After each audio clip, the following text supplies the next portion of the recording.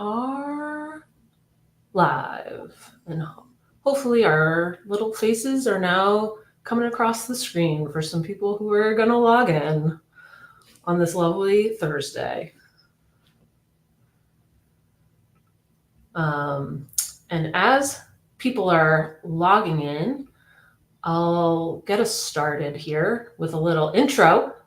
Mm-hmm. My name is Lindsey Christensen, and I head up marketing for thoughtbot. For anyone listening or joining who isn't familiar with thoughtbot, we're a product design and development consultancy that help you make great products and help make your team a success. One of the very cool ways we do that is with the thoughtbot Startup Incubator, which is a program that we launched this year, and that Jordyn, who's with us today, has been heading up. What's up, Jordyn? Hello. And today what we're going to be doing is catching up with one of the latest founders who's participating in the incubator, and seeing what he's been up to since the kickoff over these last 2 weeks. Wow. How much time has gone by? It's been 2 weeks. It's been 2 really fast weeks. Josh, could you give us a little introduction to yourself? Sure. I'm Josh. Hi. I've been in tech product management for like 20-ish years. 15 or so of those were in head of product roles. And a bunch of those early on were my own startup, where I discovered I was a pretty mediocre founder, but really liked this product leadership thing. I had a very lucky exit, which I leveraged into a series of first product manager, first head of product, first product leader roles at a series of early stage companies across a ton of domains: B2B, B2C, fintech, mobile, rev tech. It's probably enough, across a whole bunch of domains. And then a little over a year ago, my partner and I got to do this thing we've been talking about for a while, which was we swapped who the primary parent was. We have 2 kids, 2 teens, 13 and 15 right now. So that's 8th grade and 9th grade. And I wanted to take over primary parenting so that they could focus as much or as little on their career as they wanted to, in the same way they had allowed me to do for the first 15-ish years of our kids being kids.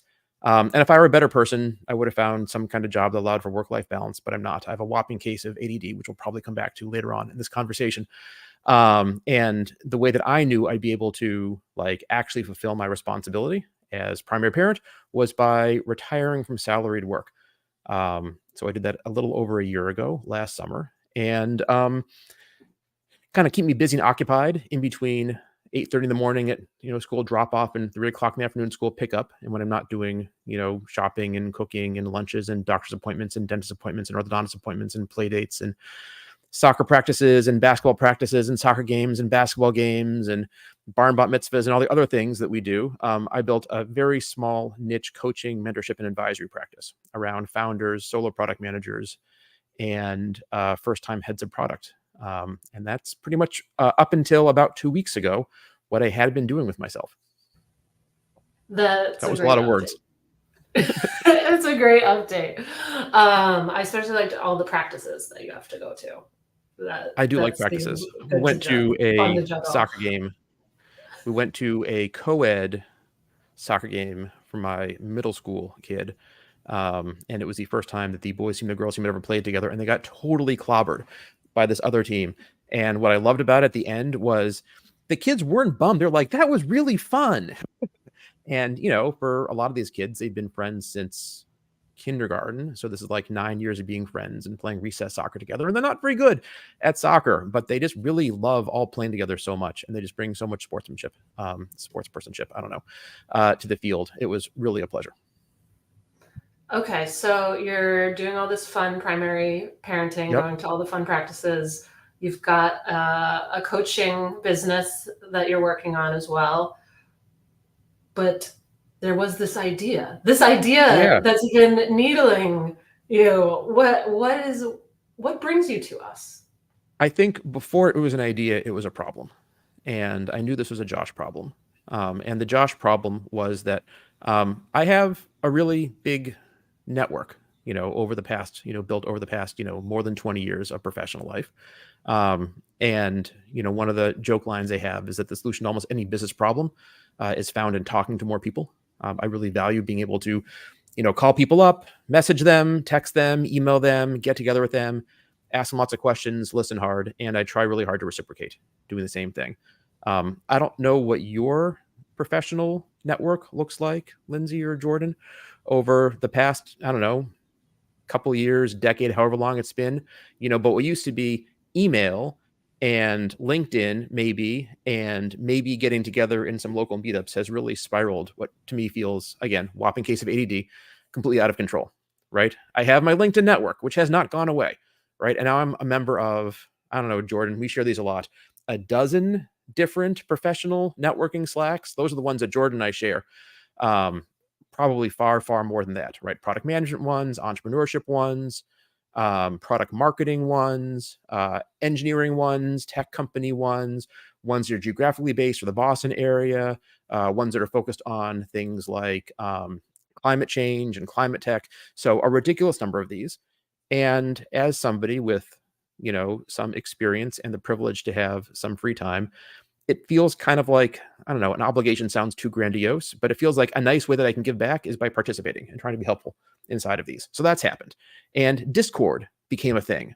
Certainly it had been a thing for gamers since before that, but since the beginning of the pandemic, Discord became a thing. I'm in like, I don't know, a dozen different similar Discord groups. And I'm in WhatsApp communities and I'm in Telegram communities. And in-person meetups have started to happen again. And I found myself kind of losing control. I was telling people, right, whether, over the phone or in Zoom calls or in direct messages, that I make connections to them, make intros, and it was getting increasingly hard to do that. I was forgetting about people, like it's hard to remember to stay in touch with all of your colleagues when you move on from past roles. And, I would try to make connections to people, right? Be like, okay, Lindsey, you wanted to meet, somebody else, right, in marketing, right, in the Boston area.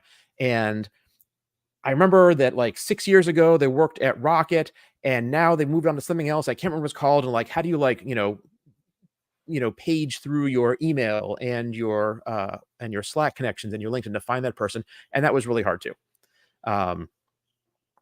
So I have ADD. I would say my family would say that I'm like moderately functional.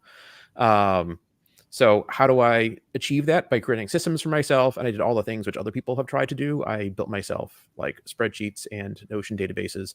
I have an awful lot of like Notion databases now powered by forms. I'm like, just put your information in and it'll appear magically into my database, where I try to, push the work onto other people, and none of it was really working for me.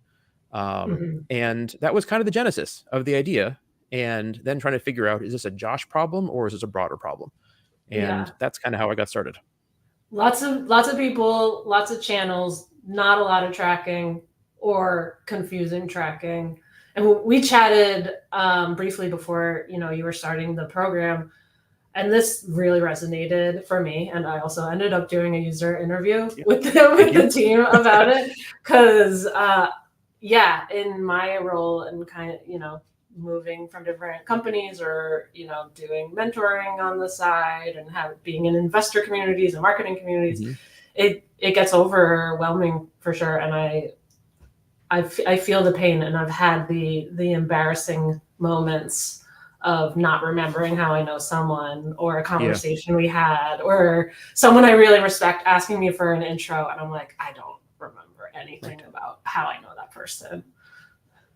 I mean, that was both gratifying and disappointing. Gratifying, like, oh, it's not just a Josh problem. We all struggle with this. And disappointing, right? And as I've had more of these conversations, just to realize, like, I know almost nobody who doesn't struggle with this. There's a few outliers, a few weirdos, a few superheroes who are able to do this really well and who feel in control. And like literally, as they describe it, it sounds like, Jordyn, you're nodding, right? It sounds like a superpower, right? As they're describing how they do these, how they kind of manage it. But for the most part, thank goodness it's not a Josh problem. The bummer is like nobody has like, the magic incantation, right? The spell or the secret or like the one weird trick or the tool or like, could I just give you money and solve this thing? And none of this really exists today. And that was kind of a bummer. I was hoping for, better news, that this was a solved problem. Yeah. Jordyn, heading over to you for a minute. So Josh applied for the incubator with this problem that he was working on. We had a lot of great applications, I think, for this session.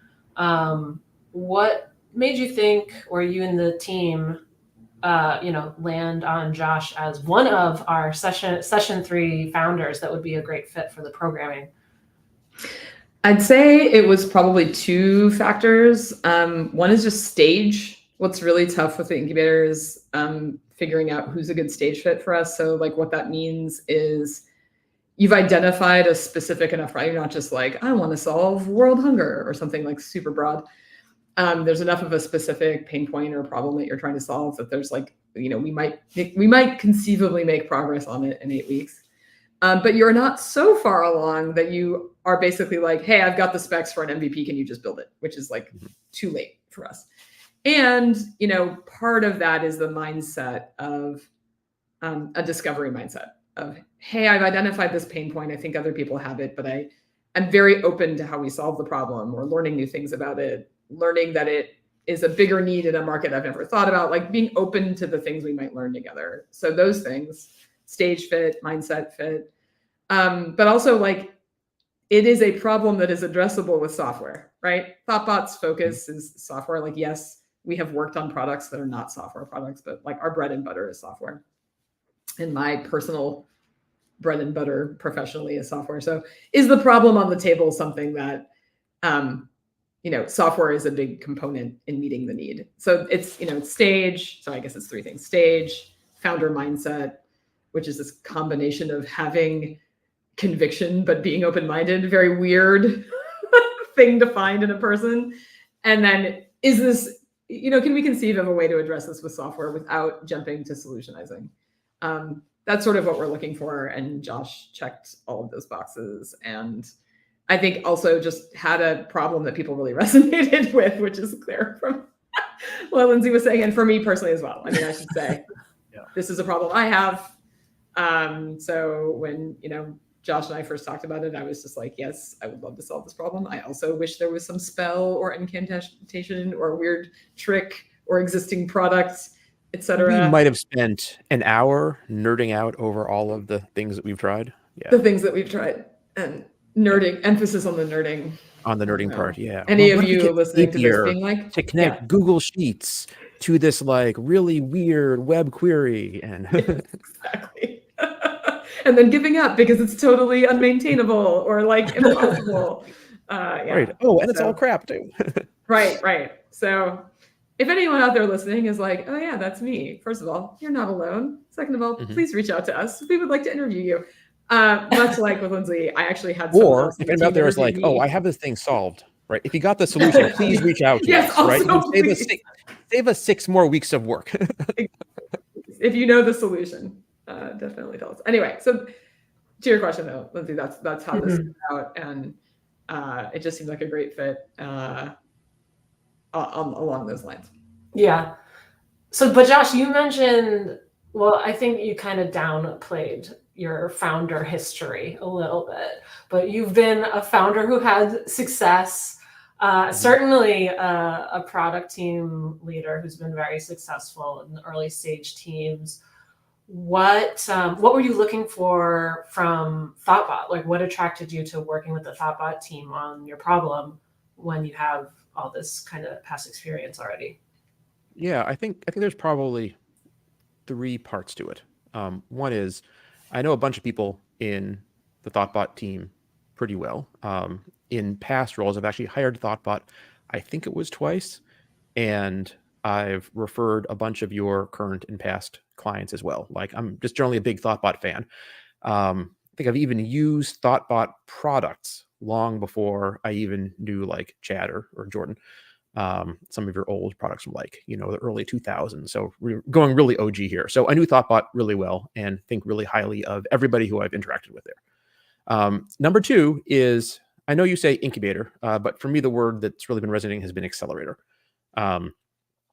It's can be really slow the early, like, I don't know, weeks, months, years, right? To go from an idea to, hey, this is really an opportunity. And I didn't want to spend weeks or years at this, right? I have a full-time job. It's, taking care of the family. Like that's what I wanted to be focused on. And if this was really an opportunity, I wanted to figure this out relatively quickly. And I love the fact that, thoughtbot has this 8-week accelerating program. And the third one is I had this, and not every assumption I came in with was one that I'm going to leave the program with, but I came in with the assumption that a lot of the risk was technology risk.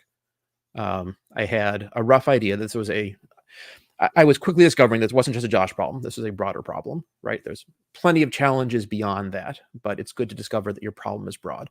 But is this something which can actually get built? And built relatively straightforward. Jordyn hears me talk about this all the time.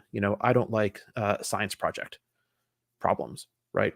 And thoughtbot is really, really good at building software and partnering with somebody who can help to remove that kind of risk as a non-technical founder, as somebody with literally zero technical skills. I find that very, comforting, exciting.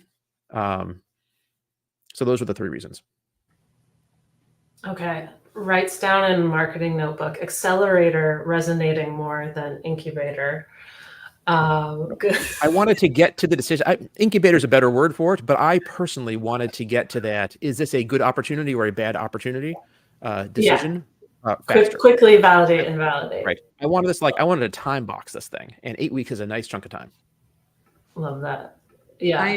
I want to just flag here that all of these words are very frustrating, and we had a really hard time picking one. And I know. we really actually in literal terms, I think that program is way more like founder boot camp than anything, but thoughtbot can't run a boot camp without people thinking it's a Rails boot camp, right? Yeah.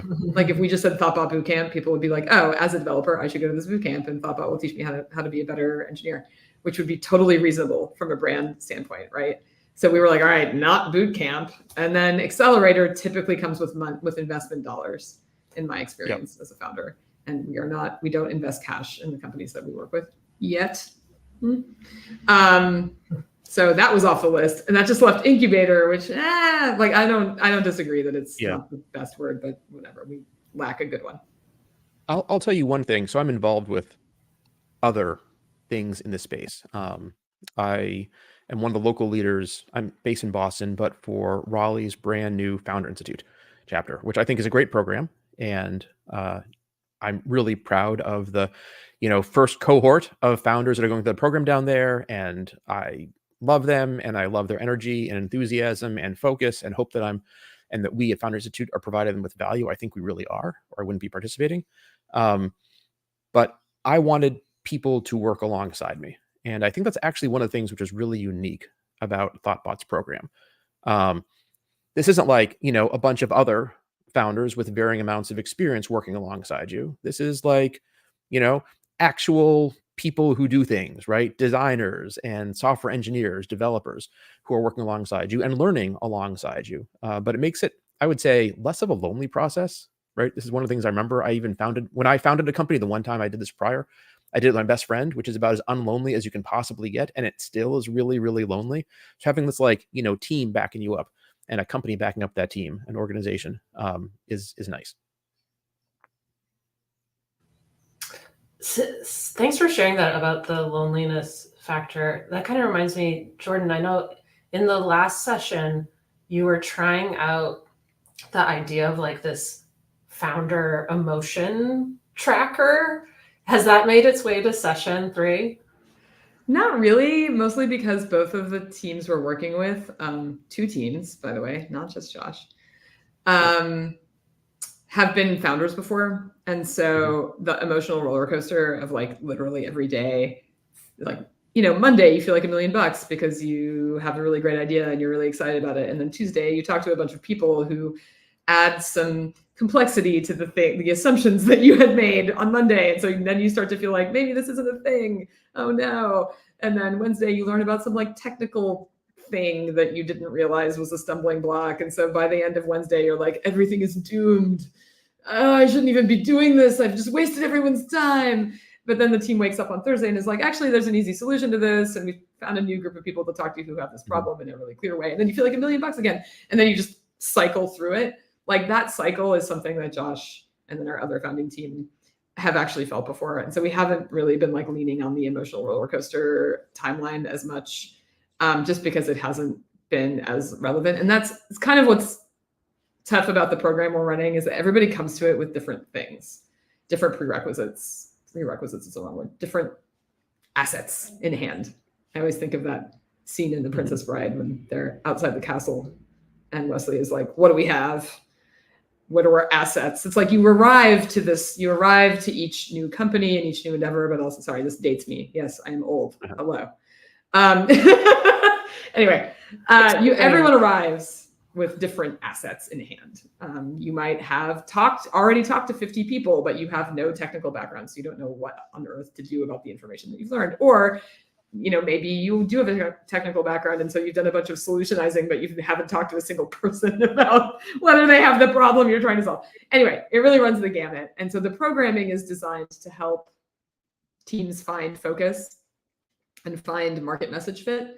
But what people roll up with is very different. And in this case, we have a cohort, so to speak, that has some prior startup experience, especially as founders. And so they know a little bit more about how every day is going to emotionally feel different. And that emotional roller coaster work stream is on the roadmap, but we don't spend as much time with it as we did with Ashley and with Agnes before in the first 2 sessions, because they were first-time founders.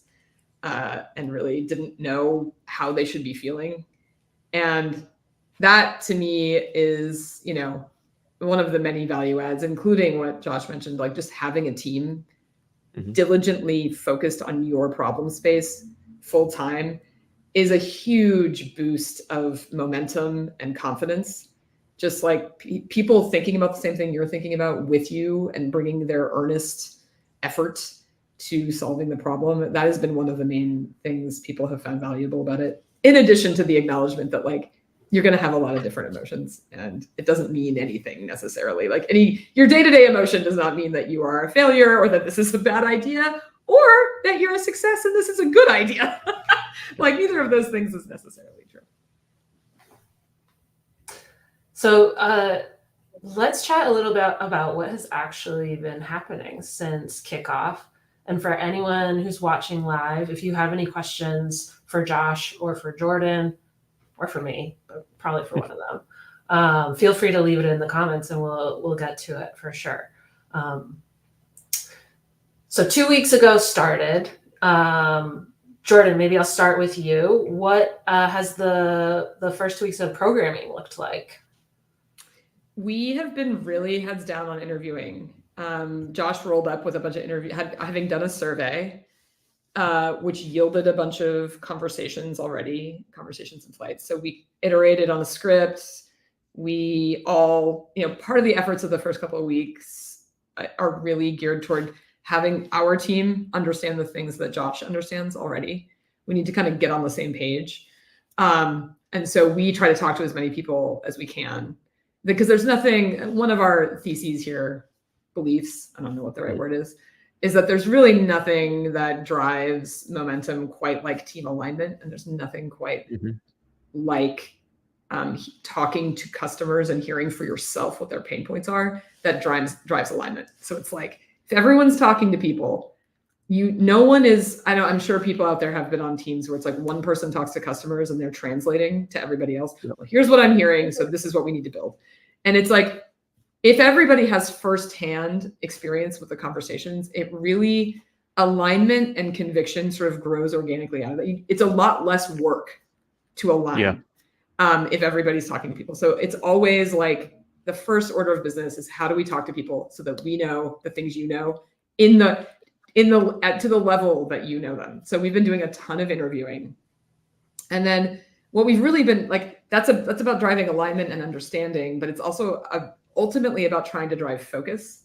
So as we are talking to people and listening to them, we're really trying to listen for patterns and to map those to the market segments these people inhabit. So like every one of us has our own network that we're bringing to this effort.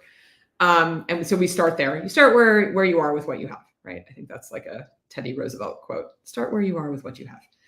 Somebody said that. Anyway, so we all do that. But really, ultimately, we want to, building software is all about something, a repeatable problem that you can address with a one-size-fits-all, more or less, product. And so what we're trying to find is we're trying to listen for patterns and listen for pain points that are addressable and really focus in on a narrow niche or situation context that we can address in some repeatable way. And I would say at this moment, we're kind of we've done a bunch of that interviewing and we're now okay, we're feeling the need to focus, but we have not quite started that dive. I don't know, Josh, maybe you feel the same or different. No, I think that's right on. I mean, I think, the first thing we all had to do was develop our own empathic understanding of the problem, the potential user, right? Which wasn't going to happen until, right? It wasn't going to happen from me talking to people. It was going to happen from us talking to people. And then the next step is to start to align that empathic understanding, which sounds like a thing that gets finished, but really it's only a thing that gets started and never really ends. And then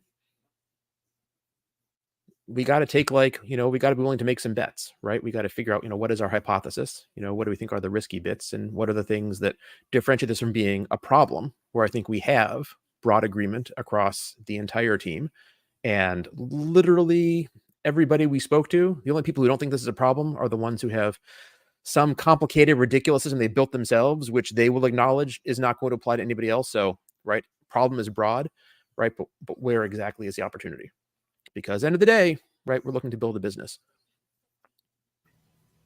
And Josh, I saw you head nodding during the alignment discussion. How has it been aligning with the team around the problem you've been thinking so much about?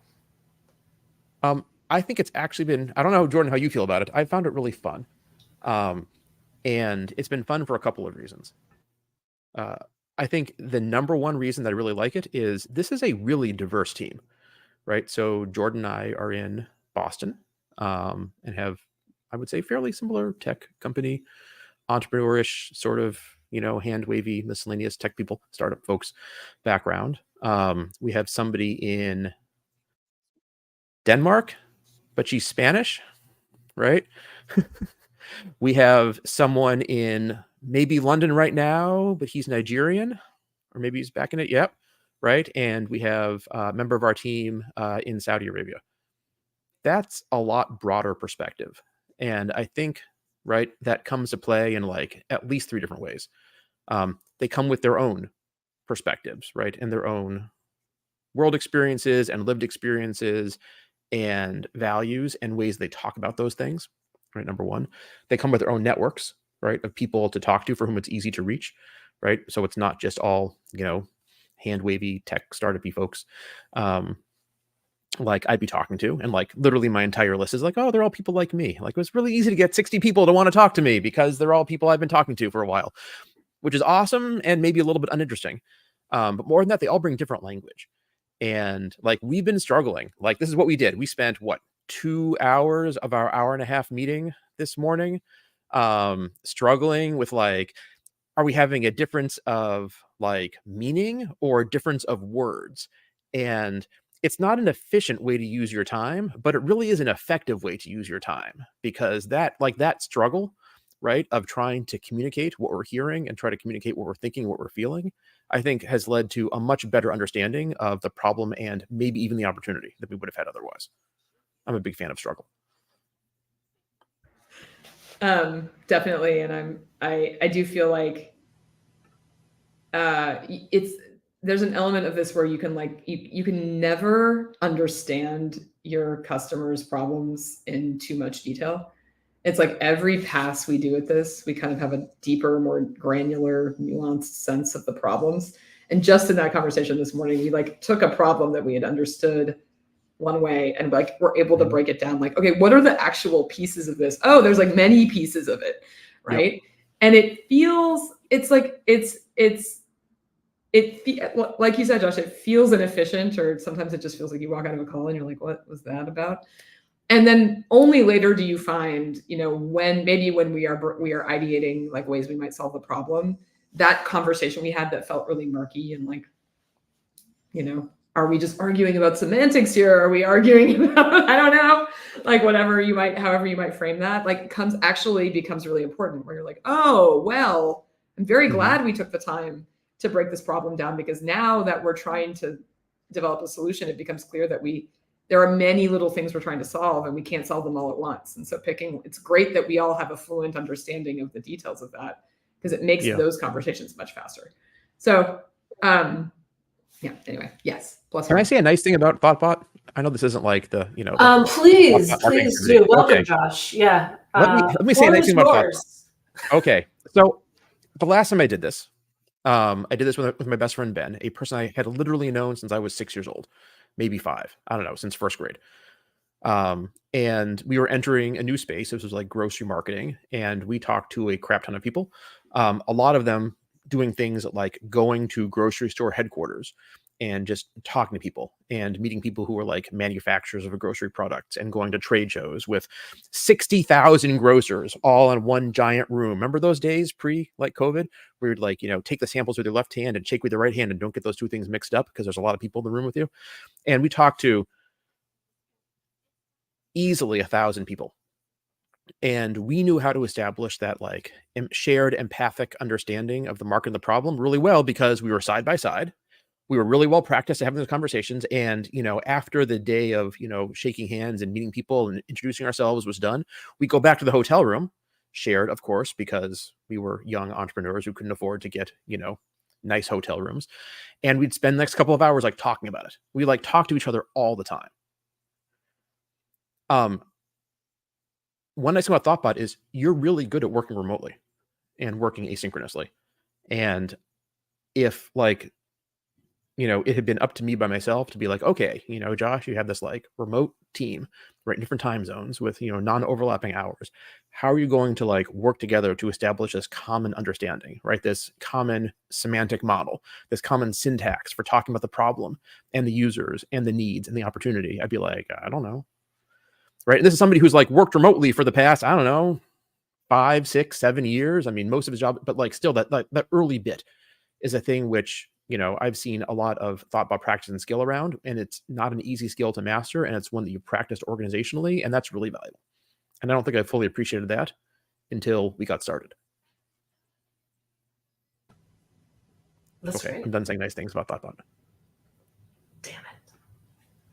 No, thanks. Jordyn, any thoughts on that? On like how, were you thinking about remote setup of the program, or at this point it's just everything's remote? Can I say both? I don't know. Yeah, what was the process? So I have some opinions about remote work. I will try to like compartmentalize them.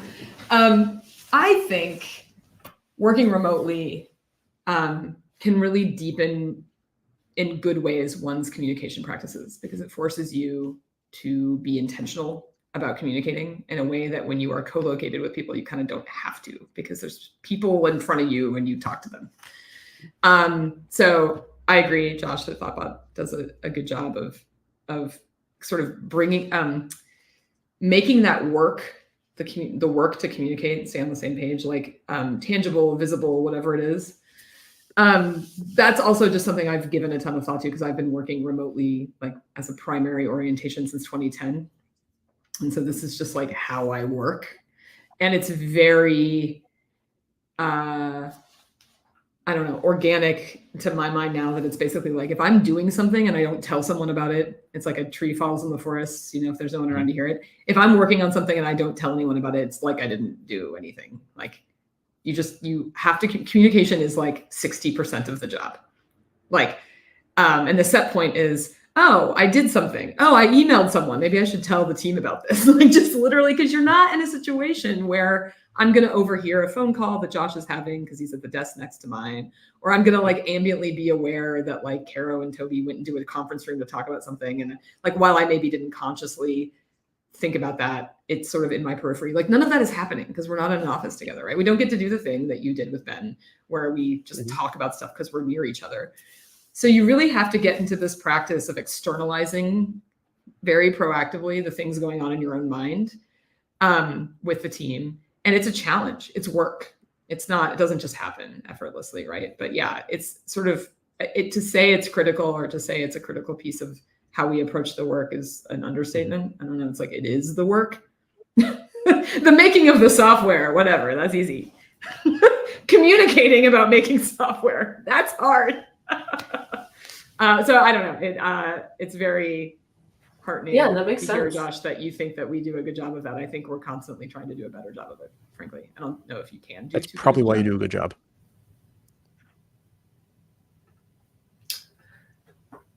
So I know a lot of the early weeks, days has been around alignment and doing a lot of these user interviews. Have there been any moments yet, Josh, any new like light bulbs for you or insights, or are we not quite there yet and it's more kind of setting the scene? What are some? So I'll share one really embarrassing one, which keeps on coming back to bite me. Yeah, when I sent out the survey, and of course, I'm just gonna say for everybody listening, I think basically surveys are useless, except they're really nice lead generation tools for people who are willing to talk to you. But when we sent out the survey, at the top it says something like personal CRM survey, and I'm pretty sure that when I set up the calendar invite system, which is, by the way, for folks listening out there, like you want to get your like operational side of this thing done before you start sending emails out, because you're going to quickly like lose the ability to keep track of stuff. I think the meeting invite also said something like personal CRM survey. And it was, I don't know, sometime in the middle of the first week, maybe later on, when like I think we all realized on the team that like CRM is the wrong framing for this thing, right? Nobody likes CRMs, right? CRMs are transactional. They're tools to sell something to somebody. They're tools for like auditing your behavior. If you're a salesperson, to make sure you're doing what you're supposed to be doing. They're like on a cadence. Like CRMs are tools for a world which is not what most people aspire for their personal relationships to be. And I don't think we've quite settled on like what this thing actually is. And maybe there isn't a thing yet, right? Maybe that's part of the challenge they're having. Like this thing doesn't exist, but it's not a CRM. And, 3/4 of the way through the interviews, when I ask people like, so what question should I have asked you? Right. They're also like, well, you didn't ask me about personal CRMs at all. I'm like, okay, that's a good point. So, some of the, there've been plenty of pivots inside of my head around this and the way that I think about this problem. And some of these things are still embarrassing and still kind of coming back to, haunt me and maybe haunt the rest of the team as well. I don't know, Jordyn. Honestly, I was hoping for something way more embarrassing, but if that's your embarrassing, yeah, you're doing great. You're doing great. Okay, the number of video calls where I'm not wearing pants. Okay, on to the next one. Question, Jordyn. Okay. Embarrassing or awkward? Hard to know. Yeah. Jordyn, you mentioned that Josh is not the only participant in this session. Yes.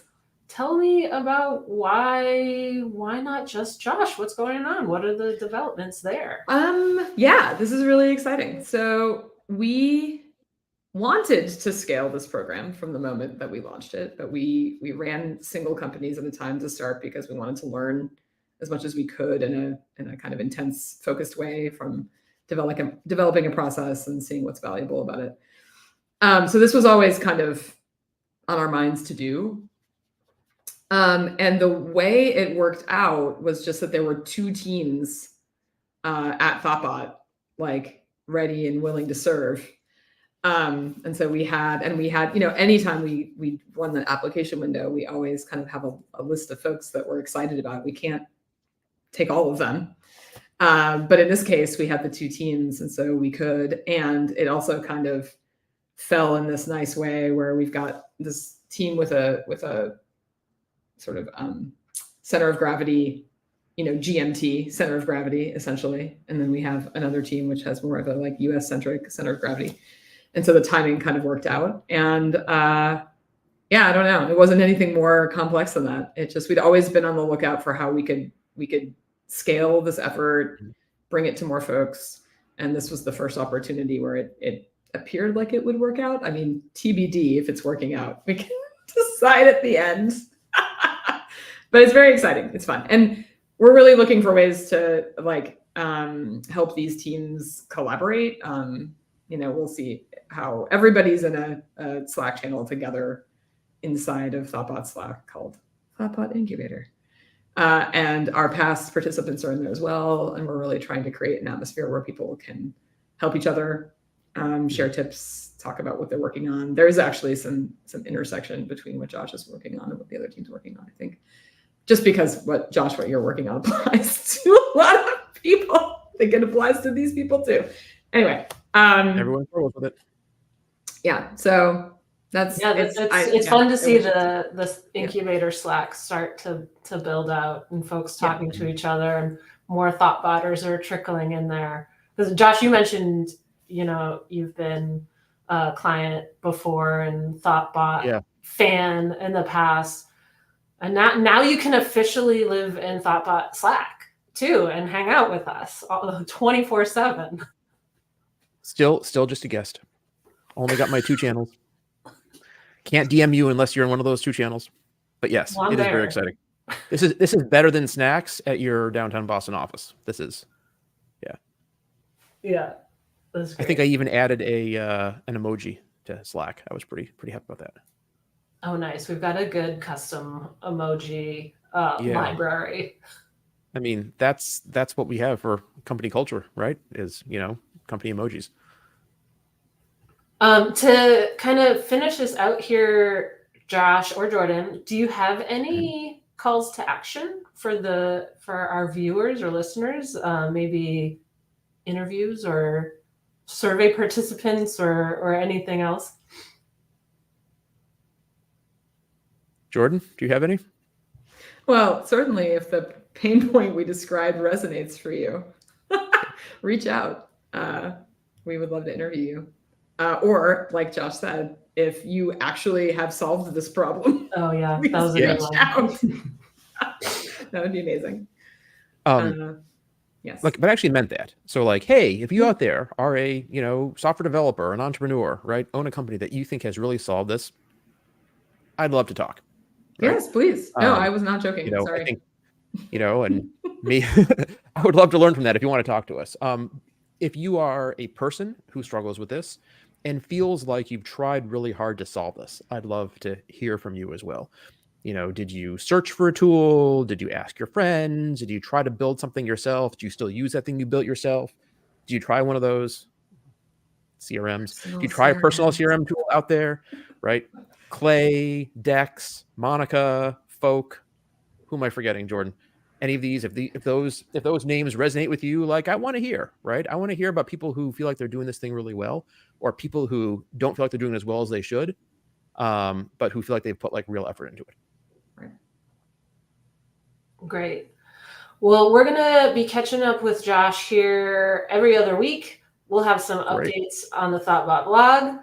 And in our alternating week, we're going to be catching up with the other founders going through the incubator. So next week, we're going to chat with Mike and Chris, and we'll get to meet them and hear a little bit about their journey and what's led them to validating their idea in the Thoughtbot incubator as well. And strong rec to people to tune in for that one. They are extremely photogenic and very funny, and they talk slower than me too, so a greater chance you'll be able to understand what they're saying. So all in all, definitely tune in for that. That's a great promo. If you want to stay up to date with the incubator or are thinking about applying for the next session, I think will be in the new year, you can go to thoughtbot.com/incubator, and you can also sign up for email updates, and we can make sure to send you recordings of these interviews as well as the blog updates, and then keep you up to date about when applications open and end. Jordyn, Josh, thank you so much for joining today and sharing what's been going on in the early days. It's really exciting to follow along. Thank you, Lindsey. All right. Have a great day. Thanks, everyone, for watching. Take care. Bye.